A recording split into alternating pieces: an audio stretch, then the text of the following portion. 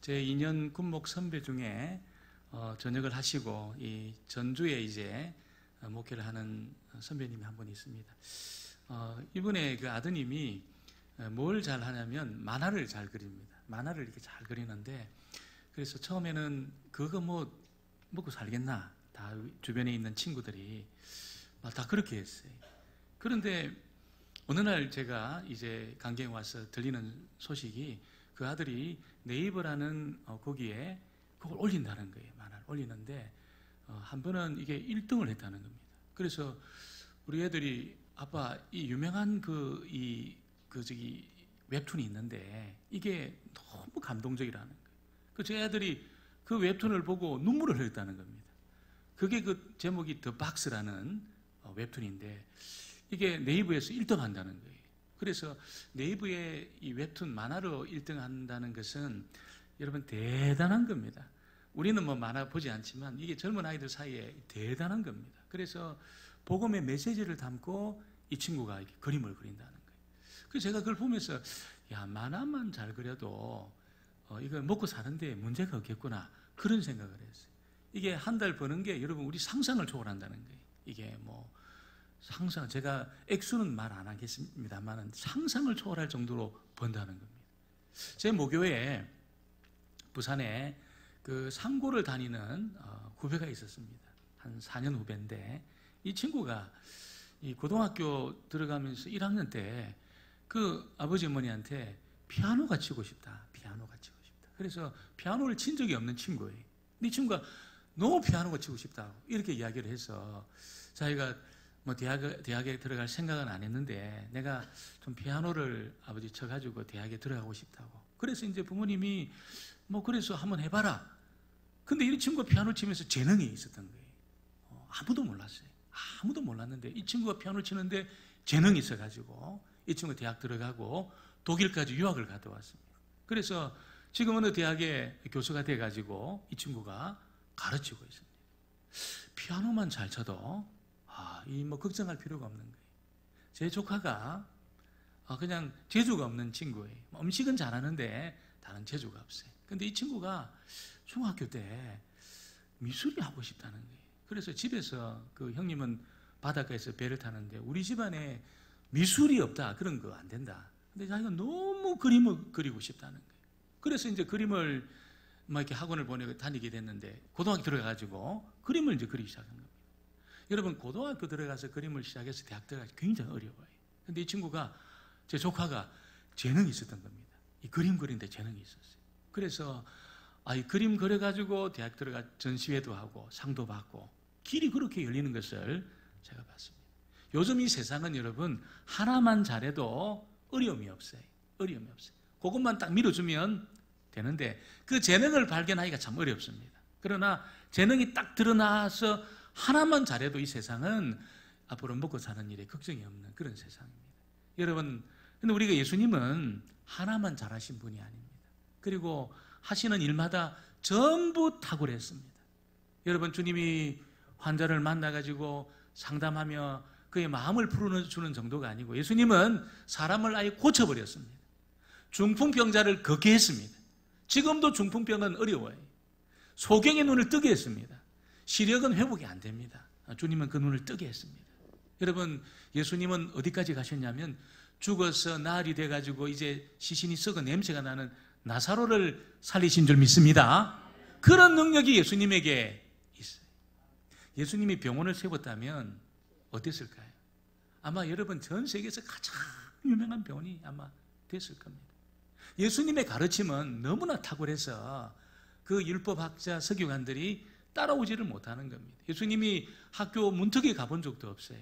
예수님이 무슨 학교에 정규 교육을 받은 적이 없습니다. 그런데 율법학자들하고 여러분 이 12살 때 논쟁을 하는데 율법학자들이 따라오지를 못하는 겁니다. 그만큼 탁월한 지성과 여러분 학식을 어려서부터 갖췄는데, 그런 예수님이 학교를 세우셨다면 아마 하버드, 무슨 캠브리지, 예일대학, 그런 대학이 따라오지 못하는 학교를 아마 주님이 세웠을 겁니다. 주님은 여러분 이 어떤 구제하고 이런 일에 탁월한 능력을 가지셨어요. 우리가 6장에 보면 요한복음 배고픈 무리들을 먹이는 데 있잖아요. 애 도시락 가지고 남자만 5,000명을 배불리 먹이고 12광주리를 남긴 분이십니다. 주님이 그런 사회복지나 사회사업을 했다면 아마 세상에서 가장 유명한 그런 단체를 만들었을 겁니다. 예수님은 놀랍게도 그런 일을 안 하셨어요. 무슨 병원을 세워가지고 어떤 괴석 환자를 치료한다든지 학교를 만들어가지고 여러분 그렇게 후학을 제자들을 계속해서 배출한다든지 사회복지센터를 만들어서 배고픈 사람 또 불쌍한 사람 먹이고 입히는 그런 일을 얼마든지 하실 수가 있는데 안 했습니다. 안 했습니다. 뭐 하셨습니까? 예수님 십자가 지시고 그 능력을 다 내려놓고 있잖아요. 십자가 지시고 죽으시는 자리까지 가신 거예요. 왜 그랬을까요, 여러분? 왜 예수님이 학교를 세우고 병원을 세우고 사회복지단체를 세워가지고 여러분 사람들을 이롭게 하면서 영향력을 확대시키는 그런 일을 안 했을까요? 예수님은 사람이 병에서 낫고 먹을만 하고 공부를 많이 하고 그런다고 해서 사람의 문제가 해결되는 것이 아니라는 것을 너무나 잘 알고 계셨습니다. 아무리 잘 먹어도 인간의 이 어떤 문제가 해결이 안 되는 겁니다. 아무리 많은 공부를 해서 학식을 갖추어도 여러분 하나님의 진노의 문제를 해결할 수가 없는 겁니다. 하나님의 진노는 영원한 유황불이 끓는 지옥으로 여러분 이 죄를 해결하지 못한 사람을 전부 여러분 심판하는 그런 진노와 심판의 일을 하시는 겁니다. 그래서 예수님은 학교를 세우고 병원을 세우고 사회복지단체를 세우는 길로 안 가고 있잖아요. 죽으시는 길로 걸어간 것입니다. 그것만이 인생의 공고한 문제를 풀 수 있다는 것을 예수님이 아셨기 때문에 그 길로 걸어간 겁니다. 오늘 그런데 이 말씀에 보면 예수님 앞에 여러분 무리들이 막 엄청 왔습니다. 떡을 먹은 그런 무리들은 아마 다 온 것 같아요. 왜 오냐면 오늘도 함께 먹어야 되겠다. 오늘도 배고픈 거 이걸 좀 해결하면 좋겠다. 그런 마음으로 예수님 앞에 수많은 무리가 오게 되었습니다. 지금 예수님의 이 상황이 여러분 한 사람이라도 부족한 그런 시점이에요. 그래서 모여든 사람들을 예수님 지지하는 사람들을 모아가지고 여러분 말 잘하는 사람들은 예수님을 대변하고 변호하는 그런 조직을 만들고 또 여러분 힘 있는 사람은 예수님 보디가드로 그렇게 만들어가지고 로마나 유대 군병하고 맞설 수 있도록 조직을 갖추고 또 머리 좋은 사람들 이런 사람들은 예수님의 가르침을 잘 전수를 하고 율법학자라든지 서기관하고 뭔가 이렇게 대결할 만한 그런 어떤 단체 그런 기관 그런 조직을 만들 만한데 안 했어요. 이 무리들을 다 주님이 여러분 환영 안 하고 다 물리치셨습니다. 다 물리치셨습니다. 전부 이 사람들을 물리치셨습니다. 왜 그랬을까요? 왜 예수님이 한 사람이라도 필요한 시점에 이 사람들을 모아가지고 조직을 만들고 사람들을 훈련시키고 하나의 예수님을 지지하는 그룹으로 그렇게 만드는 일을 안 하시고 그들을 다 물리치시는 이런 일을 하셨을까요? 바로 이 사람들의 생각 때문에 그렇게 한 겁니다. 34절을 같이 한번 보겠습니다. 34절 말씀을 같이 보겠습니다. 그들이 이르되 주여 이 떡을 항상 우리에게 주소서. 이 무리들이 주님을 찾은 이유는 여러분 떡 때문에 왔다는 거예요. 뭔가 예수님에게 오면 얻을 수 있다는 그 생각 때문에 지금 예수님을 따라왔다는 것입니다.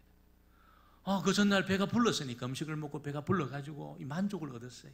오늘 또 다른 한 끼 예수님 앞에 오면 먹을 수 있지 않겠나 그런 생각을 가지고 예수님 앞에 왔습니다. 예수님 따르면 좋은 이야기도 듣고 배도 부르고 절대로 손해보지 않아 이런 생각을 가지고 예수님 앞에 나온 것입니다. 이런 무리를 주님이 거절합니다. 이런 무리를 환영해가지고 조직을 만드는 것이 아니고 거절을 합니다. 여러분 그 이유가 여러분 이 무리들은 자신의 어떤 영적인 빈곤을 전혀 이해를 못했어요. 뭐가 중요한지 뭐가 중요하지 않은지를 전혀 알지를 못했습니다. 예수님이 원하시는 것은 영적으로 얼마나 지금 빈곤한 상태에 있는지 정말 무엇이 필요한지 이걸 깨닫고 네 속에 있는 그 무서운 죄성을 깨닫고 나를 만나라. 예수님이 원하시는 것은 바로 그거라는 것입니다. 물론 우리가 교회 오면은 얼마나 좋은 분들이 많습니까? 우리 교회 특별히 권사님 또 장로님들 얼마나 좋은 분들이 많습니까? 이런 분들하고 우리가 좋은 교제하고 식사도 나누고 또 우리가 인생을 살아가는 동안에 여러분 그 공부한 문제들을 그렇게 상담하고 풀고 얼마나 좋아요. 이것이 여러분 중요하지 않다는 것이 아니에요. 굉장히 좋은 일인데 우리는 여러분 더 나가야 됩니다.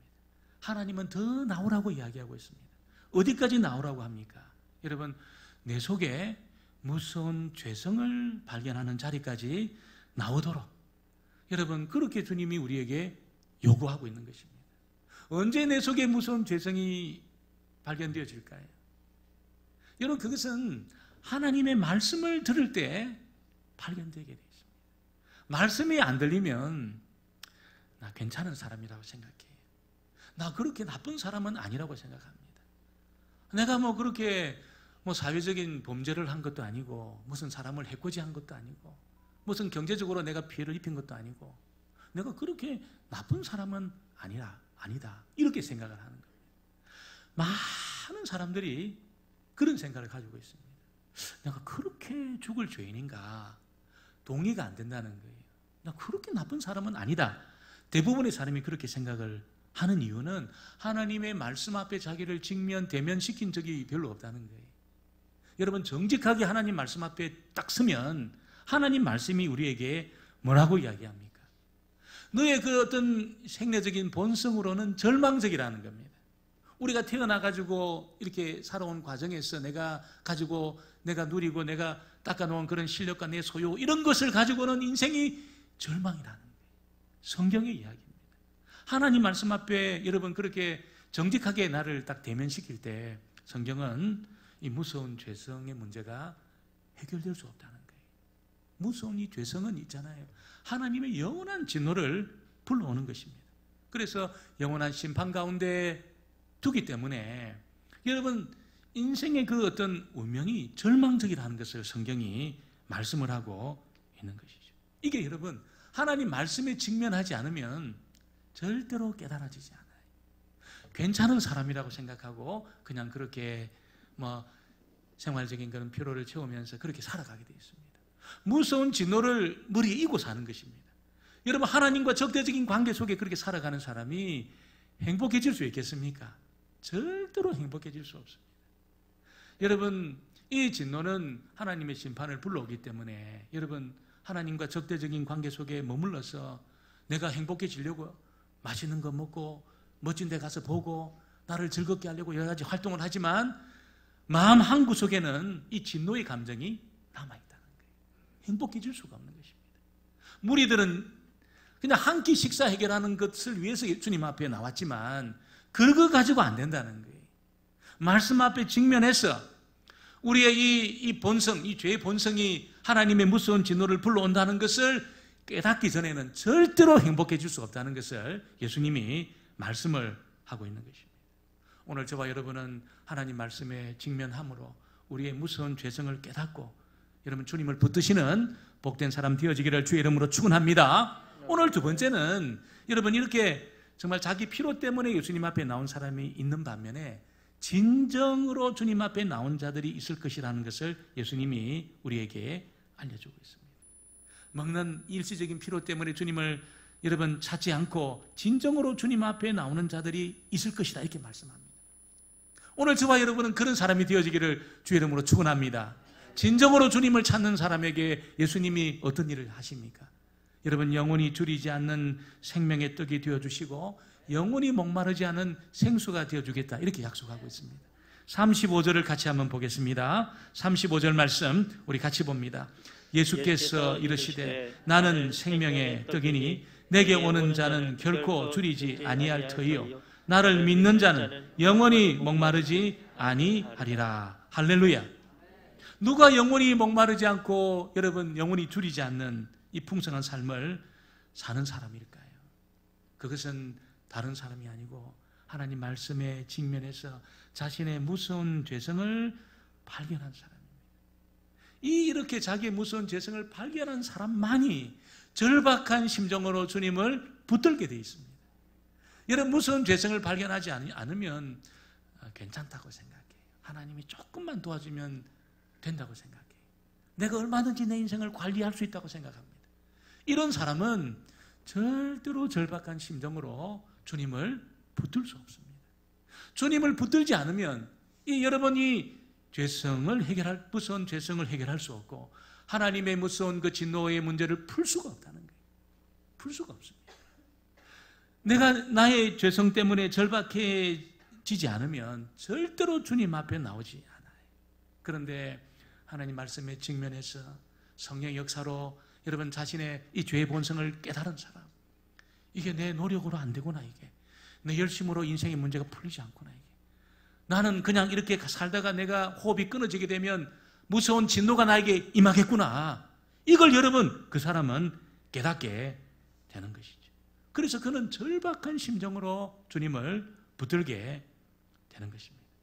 여러분, 그때 하나님이 그 사람에게 영원히 목마르지 않은 그런 생수를 공급하시고 절대로 줄이지 않는 그 생명의 떡을 주시겠다고 우리에게 약속을 하고 있는 것입니다. 여러분, 이 떡을 여러분 드시고 이 생수를 마시게 되기를 주의 이름으로 축원합니다. 그래서 이거는 여러분 그렇게 먹고 마시는으로 생수를 누리는, 영생을 누리는 사람하고 그렇지 않은 사람하고 이거는 완전히 이게 분리가 되게 되어 있습니다. 나는 정말 그런 생수를 마시고 있는가? 그런 떡을 내가 먹고 있는가? 나는 내 인생을 살아가면서 내가 줄이고 목마르고 허무하고 내가 클클하다는 그런 자리에 내가 있는 사람인가? 아니면 주님이 공급해주고 끊임없이 나에게 채워주시는 그 은혜로 내가 풍성한 삶을 살고 만족을 누리는 그런 삶을 살고 있는가? 한번 우리 자신을 진단할 수 있게 되기를 주의 이름으로 축원합니다. 그래서 여러분, 하나님 말씀에 내가 딱 직면하는 그 순간에 하나님이 안 도와주시면 내 인생이 안 되구나. 하나님의 은혜가 아니면 나는 소망이 없는 사람이구나. 왜냐하면 이 죄라는 것이 너무나 가공할 힘으로 나를 사로잡고 있기 때문에 이 끊어낼 수가 없는 겁니다. 여러분, 기회가 안 와서 그렇지 이 죄의 이 불이 있잖아요. 딱 버티고 있다가 있잖아요. 기회가 딱 오잖아요. 정욕으로 완전히 그 인생을 불태웁니다. 완전히 정욕으로 불태웁니다. 이 여러분, 이 죄의 이 불이 딱 대기하고 있다가 있잖아요. 여러분, 어떤 문제로 우리를 딱 이 불을 붙이면 분노로 그 인생을 새까맣게 태웁니다. 미움으로 그 인생을 새까맣게 태웁니다.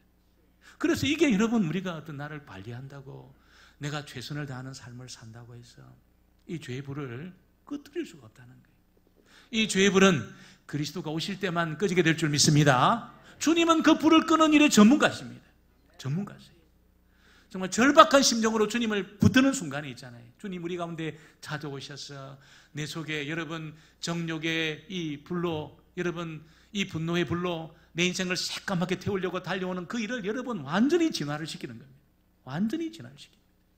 그래서 그 인생을 복된 자리로 그렇게 이끈다는 것을 여러분은 꼭 믿으시고 우리 주님을 붙드는 저와 여러분 되어지기를 주의 이름으로 축원합니다. 오늘 세 번째는 예수님을 보고도 믿지 않은 사람들이 있었다는 것을 말씀하고 있습니다.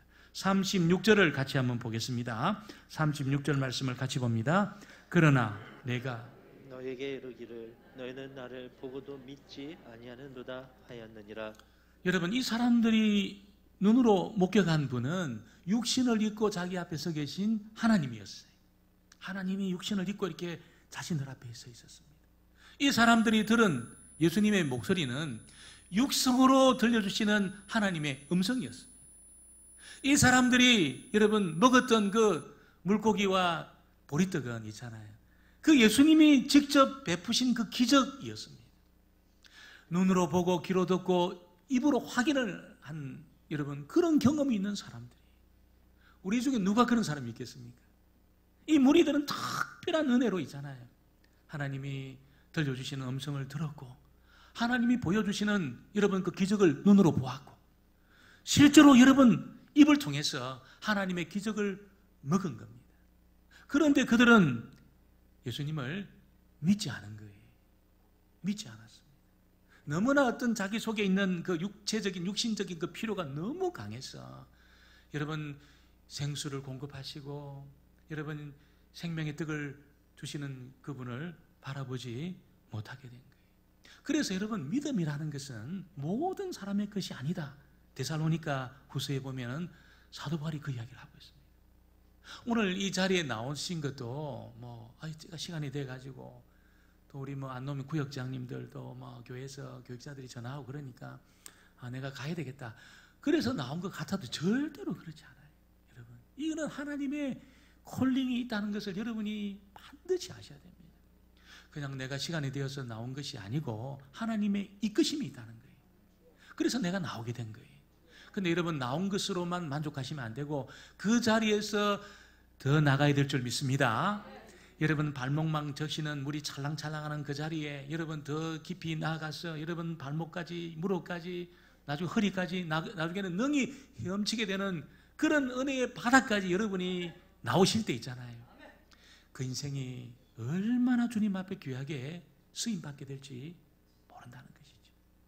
그래서 내가 주님을 내가 믿는다는 것은 머리가 좋아서 믿는 것이 아닙니다. 내가 훈련받고 공부해서 예수님을 믿는 것이 아니에요. 믿음이 있다는 것은 하나님이 예수님에게 우리를 주신 사람인 줄 믿습니다. 하나님이 주셨기 때문에 믿음이 있는 거예요. 예수님을 믿는 믿음이 있잖아요. 하나님이 예수님에게 우리를 주셨기 때문에 그 믿음이 생긴 겁니다. 그래서 우리가 주님을 믿는 것입니다. 여러분, 37절에 아버지께서 내게 주시는 자는 다 내게로 올 것이요 내게 오는 자는 내가 결코 내쫓지 아니하리라. 주님 앞에 나오는 자는 전부 여러분 하나님이 주신 자라는 겁니다. 주님 앞에 나온다는 것은 주님을 믿는다는 것이죠. 주님, 맞아, 이 생수를 공급하실 분이야. 맞아, 생명이 떡이셔. 나를 영원히 목마르지 않게 하시고 영원히 줄이지 않게 하시는 분이 예수님이셔. 이 내 속에 있는 무서운 죄성을 제거하셔서 하나님의 그 영원한 진노와 심판에서 나를 벗어나게 하실 분이 예수님이셔. 이 깨달음이 있잖아요. 머리가 좋다고 해서 깨달아지는 것이 절대로 아닌 것입니다. 하나님이 예수님에게 주셨기 때문에 깨달아지게 된 줄 믿습니다. 그래서 우리가 믿는 것입니다. 여러분, 이렇게 믿고 고백하는 사람을 하나님은 어떻게 합니까? 예수님은 절대로 내가 내쫓지 않겠다는 거예요. 절대로 포기하지 않겠다는 겁니다. 어떤 문제가 있어도, 어떤 여러분 장애물들이 그 인생에 있어도 절대로 포기하지 않겠다. 이 은혜를 저와 여러분이 받게 되기를 주의 이름으로 축원합니다. 여러분, 38절 39절에 내가 다시 말씀하고 있습니다. 같이 보겠습니다. 38절 39절은 같이 보겠습니다. 내가 하늘에서 내려온 것은 내 뜻을 행하려 함이 아니요 나를 보내신 이의 뜻을 행하려 함이니라. 나를 보내신 이의 뜻은 내게 주신 자 중에 내가 하나도 잃어버리지 아니하고 마지막 날에 다시 살리는 이것이니라. 아멘입니다. 이것보다 완전한 안전장치가 있을까요? 여러분 가지고 계신 그 집보다 훨씬 안전한 안전장치입니다. 내가 모아놓은 그거, 내가 쌓아놓은 그 재물보다도 더 완전한 것이 이 말씀입니다. 여러분, 재물은 시간이 흘러가면 사라지게 되어 있습니다. 가져가지도 못해요. 여러분, 건강은 내가 훈련해서 근육을 키우고 내가 피곤하지도 않고 아침 일어나면 여러분, 조금만 지나면 약해지게 되어 있습니다. 예언하는 것은 아니지만 제가 조금만 지나면 약해지게 되어 있습니다. 안전하지가 않아요. 안전하지가 않아요. 그래서 여러분, 가장 안전한 것은 다른 것이 아니고 여러분, 하나님이 주님에게 주신 자 중에 하나도 잃어버리지 아니한다. 절대로 나를 포기하지 않는다. 절대로 나는 잃어버린 바 되지 않는 그런 사람이야. 이 말씀을 붙드는 그것이 가장 완전한 안전장치가 되는 줄 믿습니다. 여러분, 주님 앞에 나온 사람은 하나님 반드시 책임져 주시는데 끝까지 책임져 주시겠다고 약속하고 있습니다. 여러분, 이 말씀을 믿게 되기를 주의 이름으로 축원합니다. 내 노후가 어떻게 될 건가? 지금 내가 이게 어려움이 있는데 어떻게 될 건가? 이 걱정 저 걱정으로 밤에 여러분 잘 주무시지도 못하고 새벽에 깨어나가지고 염려하고 근심하고 내가 지금 이 일을 어떻게 할 건가? 그런 걱정과 번민 속에 여러분이 있는 분들이 있을 수 있을 겁니다. 그러나 분명한 것은 하나님이 우리를, 저와 여러분을 끝까지 책임져 주실 줄 믿습니다. 이 말씀을 딱 붙을 때 두려움이 떠나가고 여러분 염려가 떠나가고 결박이 풀어지고 어둠이 사라지게 될 줄 믿습니다. 예수님은 자선 사업을 위해서 이 땅에 오신 분이 아니십니다. 예수님은 자기 죄를 인정하고 하나님의 은혜를 갈망하며 나오는 그 사람을 위해서 오신 겁니다. 그를 끝까지 맞아주시고 절대로 포기하지 않겠다고 말씀하고 있습니다. 오늘 이 아침에 주의 전으로 달려나온 저와 여러분을 하나님이 절대로 잃어버리지 않는 이 복이 있게 되기를 주의 이름으로 축원합니다. 저와 여러분이 남은 생에 이 말씀을 붙들고 내가 얼마나 완전한 안전장치 가운데 있는지를 확인하시고, 여러분, 저와 여러분은 목마르지 않고 줄이지 않는 이 은혜가 확실하게 임해 있다는 것을 기억하시고, 목마르고 걸걸하고 답답할 때 속고 있는 겁니다. 주여, 이런 상태가 아니고 내가 목마르지 않고 내가 줄이지 않고 내가 풍성한 그런 은혜를 나에게 허락해 주옵소서. 그래서 그 은혜를 누리는 저와 여러분 되어지기를 주의 이름으로 축원합니다.